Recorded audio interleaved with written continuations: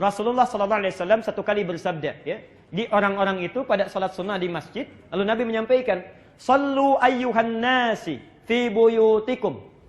Hei orang-orang, kata Rasulullah, ayo cepat salat di rumah aja, di rumah. Ya. Fa inna afdhala salatil mar'i fi baitihi illa al-maktubah.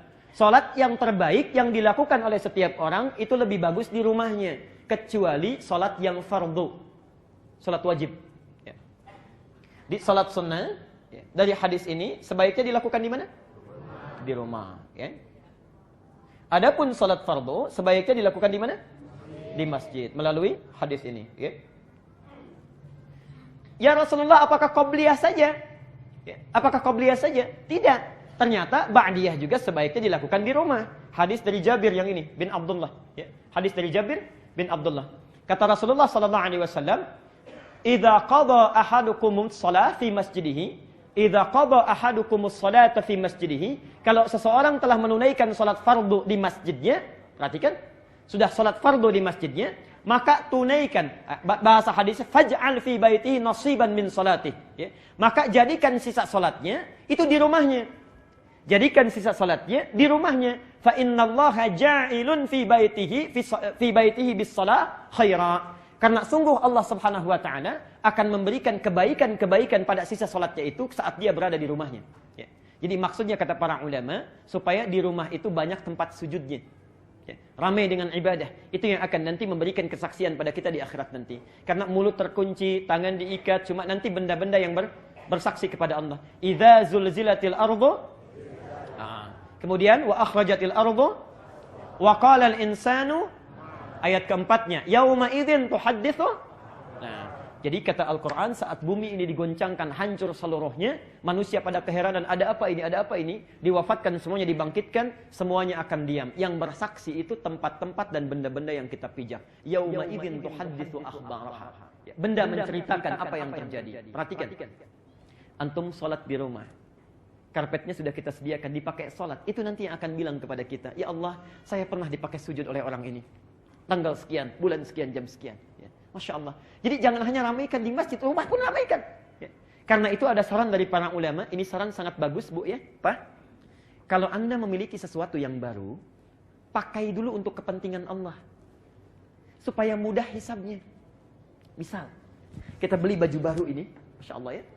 Kemudian setelah digunakan, gunakan dulu untuk Allah. Pakai dulu salat ya, pakai salat.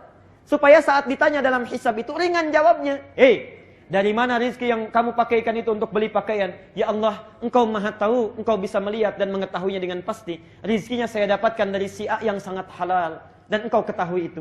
Kemana Engkau gunakan? Ya Allah, pertama kali saya gunakan itu adalah untuk menyembahmu. Dan Engkau paling tahu kapan waktunya, kapan saya gunakan, dengan keadaan apa saya kenakan itu. Masya Allah, ringan. Ya. Kita kadang terbalik. Ibu kalau pakai baju baru, dapat baru, digunakan apa dulu?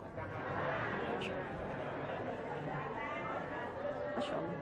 Kalau nggak kondangan arisan kan? Ya. Itu agak lumayan itu hisabnya. Awal-awal memang pede. Dari mana kamu dapatkan? Ya Allah, dari kerja keras suami saya. Yang keringatnya Engkau ketahui sangat halal dia lakukan. Semuanya lancar-lancar. Kemana Engkau pergunakan? Kondangan ya Allah pertama kali. Nah itu persoalan ya. Persoalan itu. Baik. Lihat.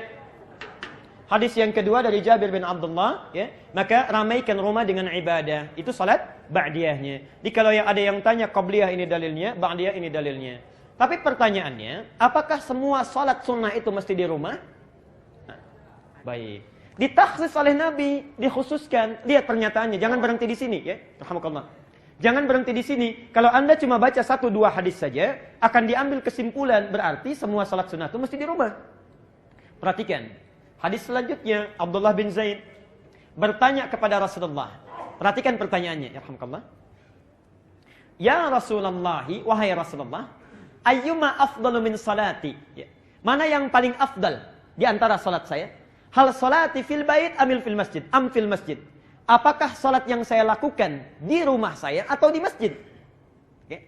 Apakah salat yang saya lakukan di rumah saya atau di masjid? Karena beliau melihat Rasulullah itu sunnahnya di rumah, kemudian baru ke masjid. Dijawab oleh Nabi. Perhatikan.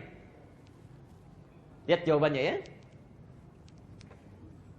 Ala tara amma aqrabu min baiti? Ya. Ala tara amma aqrabu baiti min masjid, maaf. Ala tara amma aqrabul baiti min masjid? Tidakkah engkau lihat jarak antara rumahku dengan masjid sedekat apa? Tidakkah engkau lihat jarak antara rumahku dengan masjid sedekat apa? Jelas sampai sini? Jelas ya? Belum selesai kalimatnya. Belum selesai. Maka tunaikanlah salatmu di rumah, ya kan? Bila tempatmu itu dekat dengan masjid. Ini kalimatnya. Ya, kurang lebih demikian. Saya mau tanya, maaf, rumah Nabi di mana? Kalau ini masjid, rumah Nabi ya di sini, belakang. Baik, ini isyarat yang cerdas untuk kita baca. Sunnahnya dilakukan di rumah kalau rumahnya dekat dengan masjid. Kalau rumah antum jauh dari masjid, jangan maksa. Dari Tambun ingin hadir kuliah subuh ke sini, sholat sunnahnya di sini, nyampe sini kapan? Ya? Baik. Jelas sampai sini? Oke. Jadi kita selesai dulu sampai di sini. Kesimpulannya Bapak Ibu sekalian, amalan Rasulullah sallallahu alaihi wasallam ya, begitu selesai beliau menunaikan tahajudnya itu sampai pada waktu fajar. Jangan sampai tertinggal 2 rakaat fajar ini karena sangat penting dalam kehidupan kita. Kemudian selebihnya, bila antum rumahnya dekat dengan masjid, maka yang paling utama lakukan di rumah. Kemudian tunaikan sholat wajibnya di masjid. Bila sekiranya rumah kita jauh dari masjid, maka alangkah lebih baik itu bisa ditunaikan di masjid secara bersamaan. InsyaAllah kita teruskan di pertemuan yang selanjutnya. Bagaimana keadaan Nabi setelah beliau menunaikan sholat fajarnya. Apakah langsung sholat atau jangan-jangan melakukan aktivitas yang lain terlebih dahulu. Ya. Kemudian apakah setelah sholat subuh, bagaimana sifat sholat Nabi dalam sholat subuh. Ya. Apa yang dibacanya, bagaimana sifatnya dan sebagainya. InsyaAllah kita akan lanjutkan di pertemuan yang akan datang. Ya. Di itu barangkali